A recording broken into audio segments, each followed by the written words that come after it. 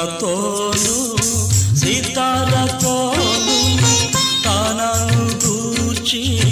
గానము చేసి తంబురతోను సీతాలతోను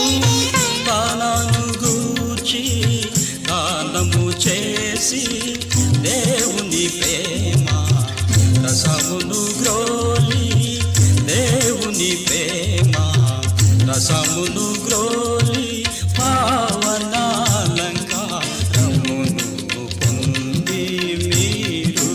యెహోవాకు స్తుతులు పాడండి మీరు యెహోవాకు స్తుతులు పాడండి మీరు